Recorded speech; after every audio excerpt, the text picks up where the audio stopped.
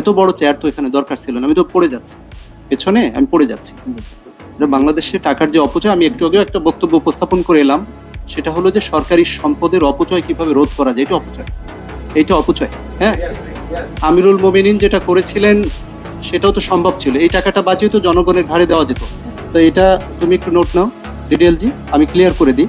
2টা ফির ক্ষেত্রে ট্যারিফ যেটা নেন সেটা হয়তো মাসিক একটা, ওইটা হয়তো নিতে পারেন, কিন্তু আপনি এই জায়গাটা তো কমাতে পারেন, আমার মনে হয় অনেক টাকা এই জায়গায়। অবশ্যই পৌরসভা স্যার, এটা আমি আপনাকে বিমোদে আপনাকে রিকোয়েস্ট করব যে আপনি এটা দেখবেন এবং একই সাথে ডিটেলজি তুমি এই জায়গাটায় কাজ করে মানুষকে একটু শান্তি দাও।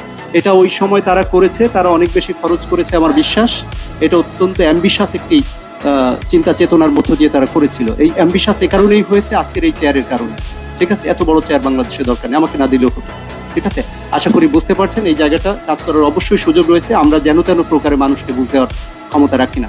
সাধারণ মানুষের যেটা চাওয়া, 62,000 যে পরিবার, তাদের চাওয়াটাকে আমাদের অবশ্যই গ্রাহ্য করতে হবে। তাদের পৌরসভা তারা কিভাবে চালাবে, দে উইল ডিসাইড, আমরা ডিসাইড করবো না এখানে। থ্যাংক ইউ ভেরি মাচ, আমার স্পিচ এটাই। ওকে, আশা করি বুঝতে পারছেন।